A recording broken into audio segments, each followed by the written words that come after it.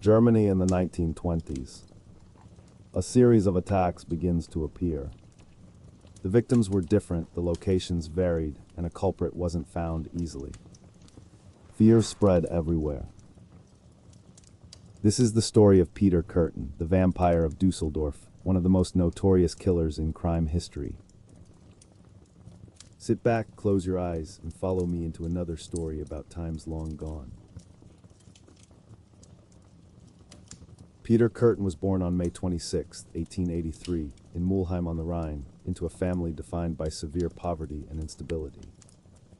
He was the oldest of 13 children, growing up in a cramped one-room apartment where both parents struggled with alcohol dependence.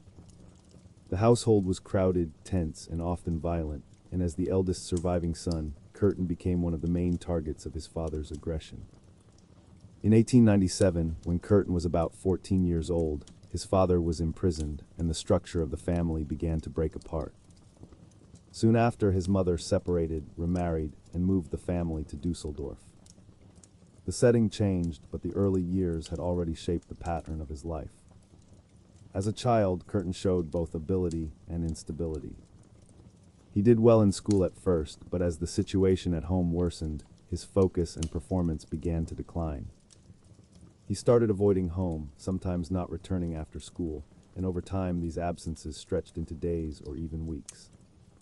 During those periods, he lived outside, moving through the streets, spending time with older youths and petty criminals, slowly becoming familiar with theft and small crimes as a way to get by. By the late 1880s and early 1890s, signs of violent behavior had already appeared. Around the age of 5, he reportedly tried to harm a playmate, an early incident that stood out even at the time. A few years later, he began spending time with a dog catcher who lived in the same building, following him on his rounds and watching how animals were handled and killed. Before long, he was no longer just watching, but taking part. These experiences became part of his daily environment, shaping how he understood harm and control. Later in life, Kürten claimed that when he was about 9 years old, he had been involved in incidents where 2 other children drowned. At the time, these deaths were treated as accidents. As he grew older, the pattern did not settle. Around the age of 13, he entered a relationship with a girl his own age, but it remained limited, never developing beyond basic physical closeness. At the same time, he spent increasing amounts of time in local stables, where his behavior toward animals became more frequent and more severe. He later described this period as one in which certain patterns became stronger and more repetitive. This phase continued until it stopped after he was seen by others while injuring an animal. Around this time, he also crossed serious boundaries within his own family, continuing a pattern that had already been present in the household. In 1897, at the age of 14, he left school and did not return. At his father's insistence, he began working as an apprentice molder, entering a more structured routine for the first time. For about 2 years, he remained in this role, but the structure did not hold. Instead, he gathered money from both his family and his employer, taking everything he could access before leaving. He then moved to Koblenz, starting over in a new place, but following the same pattern. There, he lived briefly and entered a short relationship with a woman slightly older than him. Within only a few weeks, he was arrested, charged with theft and breaking and entering. He was sentenced to 1 month in prison and was released in August 1899. After his release, nothing significantly changed. He returned to petty crime, continuing along the same path that had already begun to take shape in his early years. In November 1899, Kürten later claimed that he carried out his first serious attack as an adult, saying he met an 18-year-old girl on a street in Düsseldorf and persuaded her to go with him to a park. According to his later statements, he left her unconscious and believed she had died, although no official records confirm that this event took place, and it is likely that the victim survived. He would later describe this moment as a turning point, something that marked a shift in how his actions developed from that point forward. In 1900, his life moved again into contact with the authorities. He was arrested for fraud, and later that same year he was rearrested on similar charges, this time with additional accusations added, including earlier thefts and an attempted violent attack involving a firearm. In October 1900, he was sentenced to 4 years in prison. He served this sentence in Derendorf in Düsseldorf and remained there until his release in the summer of 1904. After leaving prison, he was drafted into the Imperial German Army and sent to Metz, in the region of Lorraine. The structure did not last long. He deserted shortly after his deployment, leaving the military and returning once again to a pattern outside formal control. Later that same year in 1904, he began setting fires, mostly targeting barns and hay storage buildings. He would light the fires and then watch from a distance as people rushed to respond, observing the reactions rather than taking anything from the scene. This behavior continued until he was arrested on New Year's Eve. At that time, he admitted to committing around 24 separate acts of arson. Because of these crimes, along with his desertion and other offenses such as robbery and attempted robbery, he was tried and convicted again. He was sentenced to a long term of imprisonment from 1905 to 1913. He served this sentence in Münster, where much of his time was spent in solitary confinement due to repeated disciplinary problems. On May 25, 1913, Kürten committed his first confirmed killing during a burglary in Mulheim on the Rhine. He entered a tavern building at night and came across a 9-year-old girl, Christine Klein, asleep in her bed, and killed her before leaving the scene. The next day, he returned to the area and sat in a nearby tavern, listening as people talked about the crime, following the reactions and conversations that spread through the town. In the weeks after the funeral, he returned several times, going to the child's grave and spending time there. About 2 months later, during another burglary in Düsseldorf, he entered a house at night and found a 17-year-old girl, Gertrude Franken, asleep. He attacked her and left her unconscious before escaping, again without being identified. Only days later, on July 14, 1913, he was arrested for a series of arson attacks and burglaries that had taken place over the same period. He was sentenced to 6 years in prison, and due to repeated disciplinary issues while incarcerated, his sentence was extended by an additional 2 years. He served this time in a military prison in Brieg, where much of his time was spent under strict conditions. In April 1921, after nearly 8 years, he was released and moved to Altenburg, staying with his sister as he tried to build a more stable life. Through her, he met August Scharf, a woman 3 years older than him, and over the next 2 years their relationship developed into marriage. For the first time, Kürten held regular employment and became involved in a trade union, following a structured daily routine, although he remained socially isolated outside of his wife. In 1925, he and his wife returned to Düsseldorf, the city where much of his earlier life had taken place. Soon after returning, he became involved with 2 women, Tide and Meck, and these relationships led to conflict and complaints. One of the women reported him to the police, and he was later charged and sentenced to 8 months in prison. He served 6 months and was released early, initially under the condition that he leave Düsseldorf, although he later appealed and was allowed to return.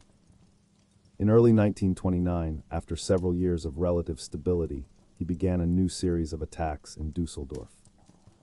In February, he assaulted a woman named Peter Kürten, stabbing her multiple times before leaving her, and she survived her injuries.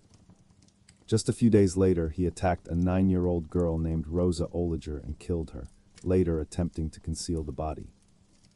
5 days after that, he killed a 45-year-old man named Rudolf Scheer in the same district, marking a clear escalation in the frequency of the attacks. Because all 3 attacks took place in the Flingern area at similar times of day and followed a similar pattern without any sign of robbery, investigators began to suspect that a single individual was responsible. The pattern became clearer as the months passed. Between March and July of 1929, Kürten carried out several more attacks on women, including repeated attempts to strangle his victims, although not all of these attacks were fatal. On August 11, 1929, he killed a young woman named Maria Hahn, whom he had met only a few days earlier, and persuaded to go with him to an isolated area outside the city. After the attack, he hid her body in a field. In the weeks that followed, he returned to the burial site multiple times, revisiting the same location. 3 months later, he sent an anonymous letter to the police, confessing to the crime and including a map that showed the exact location of the body, which allowed investigators to find it on November 15th. After the Hahn case, his behavior began to shift again. He changed his method, switching from scissors to a knife, likely in an attempt to make the crimes appear as if they were committed by different individuals. In the early morning of August 21st, he carried out a series of random attacks on 3 separate people: an 18-year-old girl, a 30-year-old man, and a 37-year-old woman. All 3 survived but were seriously injured.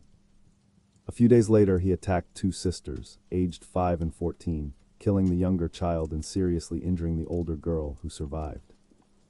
The following day, he attacked a 27-year-old woman, who also survived. Through September, the attacks continued, involving both strangulation and stabbing. Later, he began using a hammer, marking another shift in his methods as the series of crimes continued and expanded. On the evening of September 30th, 1929, Kürten met a 31-year-old servant named Ida Reuter at Düsseldorf station. He spoke to her calmly and persuaded her to join him first for a drink at a cafe, and then suggested a walk through the Hofgarten near the Rhine River. The setting was quiet, and as they moved deeper into the park, away from the main paths, the situation changed. There he attacked her with a hammer, striking her multiple times and leaving her severely injured. Despite the extent of the attack, she survived. 11 days later, on October 11th, 1929, the pattern repeated. Kürten encountered a 22-year-old servant named Elizabeth Durier outside a theater and again presented himself as harmless, inviting her for a drink at a cafe. From there, he led her out of the city to Grafenberg, where they walked along the Klein-Düssel River. Once they reached a more isolated area, he attacked her with a hammer and left her unconscious. She was found the following morning in a critical condition and died from her injuries shortly afterward. On October 25th, he carried out 2 more attacks on women using the same method. Both victims survived, and in one case the attack may have been interrupted when his weapon failed.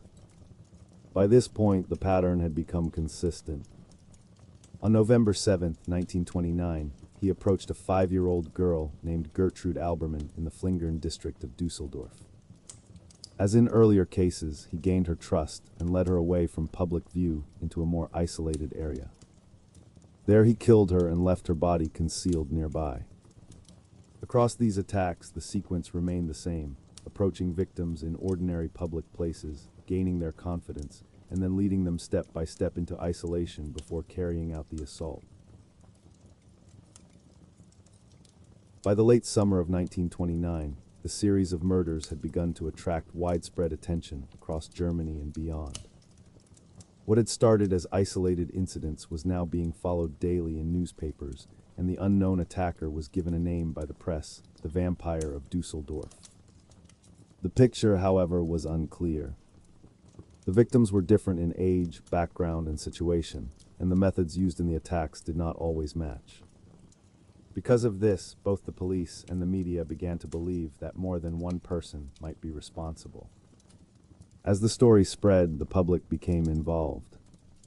Letters began arriving in large numbers, each one offering a suspicion, a memory, or a name. By the end of the year, more than 13,000 letters had been sent to the Düsseldorf police. With help from surrounding police forces, each lead was examined, each detail followed. More than 9,000 individuals were questioned, and over 2,600 separate clues were investigated. At the same time, a massive list of possible suspects was created, eventually growing to around 900,000 names. And still, the person behind the attacks remained unknown. Then, 2 days after the murder of Gertrude Albermann, something changed. A local newspaper received a map. It showed the burial location of Maria Hahn. Along with it came a written description explaining exactly where Albermann's body had been left, even though it had already been discovered earlier that day. The detail was precise, and it suggested direct knowledge. When the handwriting was analyzed, it matched an earlier anonymous letter sent on October 14th, in which the writer had claimed responsibility for Hans' murder. By this point, 3 letters had been sent to police and newspapers, each one describing the crimes and hinting that more could follow. A handwriting expert confirmed that all of them had been written by the same person.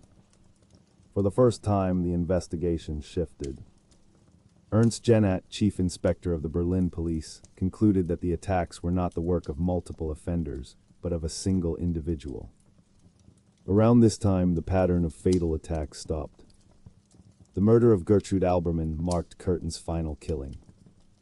But the violence did not end. Between February and May 1930, he carried out a series of non-fatal assaults, injuring around 10 people. This time, the victims survived, and some of them were able to describe the man who had attacked them. The investigation was getting closer, even if it was not yet clear. On May 14, 1930, Kürten approached a 20-year-old woman named Maria Budlik at Düsseldorf station. She had just arrived from Cologne, looking for work and a place to stay, and like many others in the city, she was unfamiliar with her surroundings. Kürten spoke to her in a calm and helpful way, offering to guide her to a nearby hostel. At first, it seemed like a simple act of assistance, another ordinary encounter in a busy station. But like the others before it, it began the same way. She agreed at first, but as they moved away from the busy streets and into a quieter, less populated park, her confidence began to fade. Something about the situation no longer felt right. An argument started between them, and at that moment, another man approached and asked if she needed help.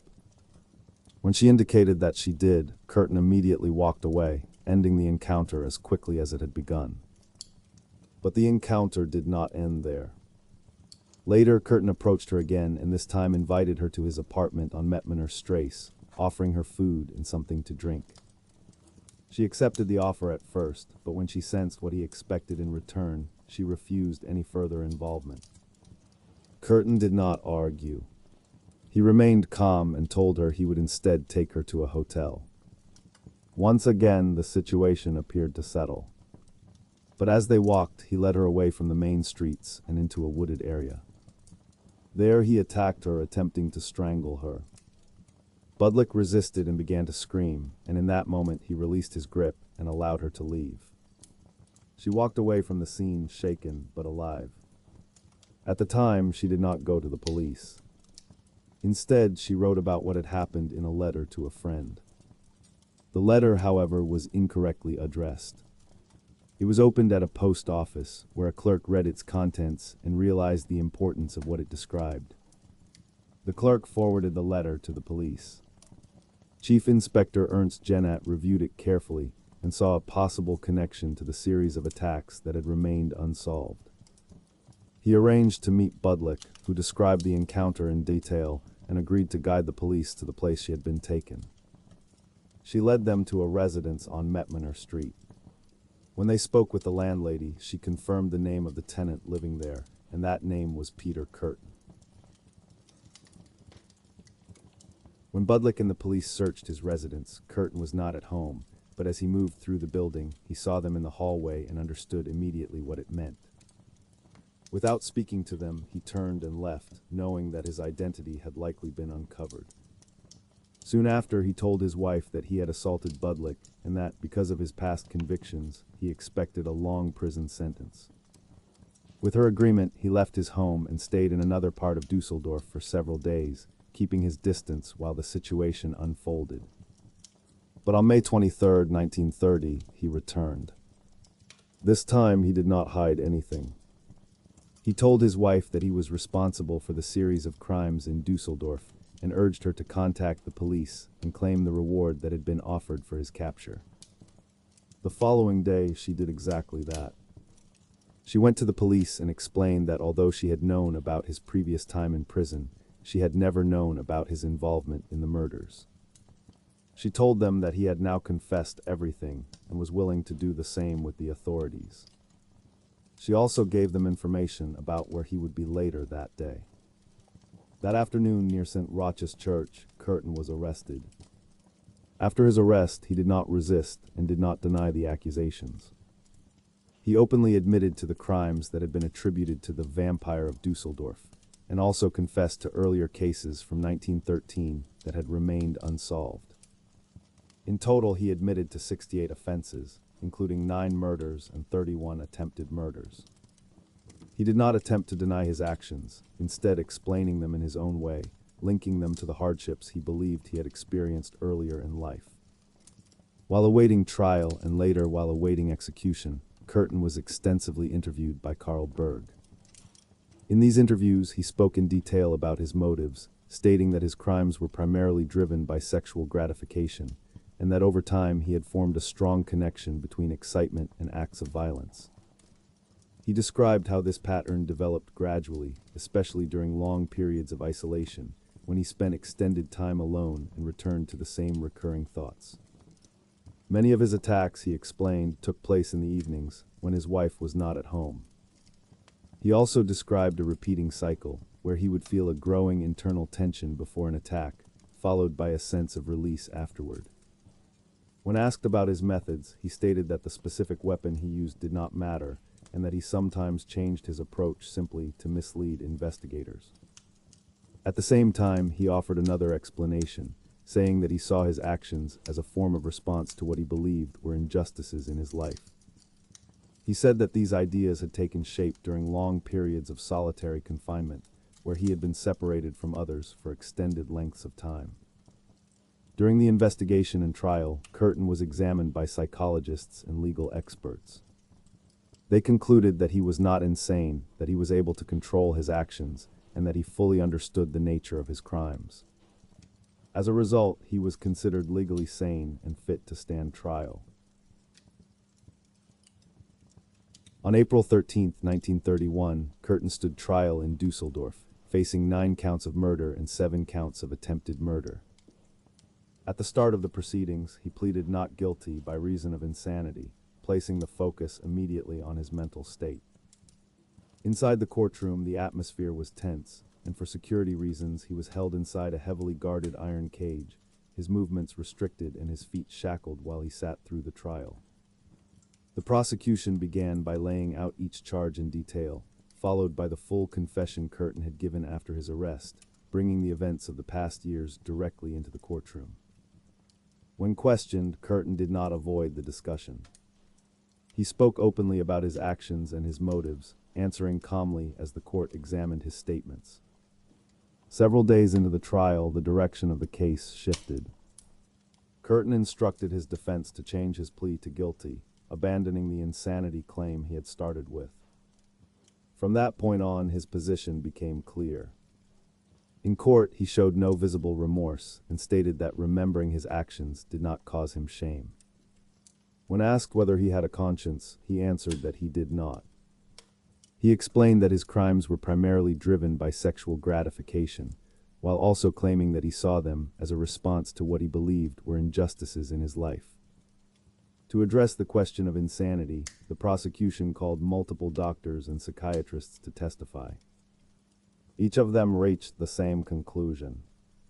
Kürten was legally sane, capable of controlling his actions, and fully aware of what he was doing.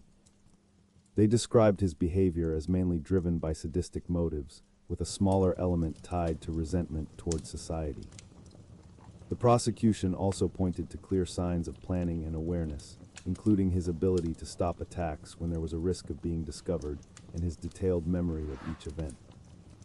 The defense argued that the extreme nature and range of his behavior should be seen as evidence of insanity, but this argument did not persuade the experts. The trial lasted 10 days. On April 22, 1931, the jury reached its verdict after less than 2 hours of deliberation. Kürten was found guilty and sentenced to death. He showed little reaction as the sentence was announced, maintaining the same calm presence he had shown throughout much of the trial. He did not appeal the verdict, but he submitted a petition for a pardon to the Minister of Justice, which was formally rejected on July 1st. After receiving this decision, he remained composed. He asked to see a religious confessor, to write letters of apology to the families of his victims, and to send a final letter to his wife.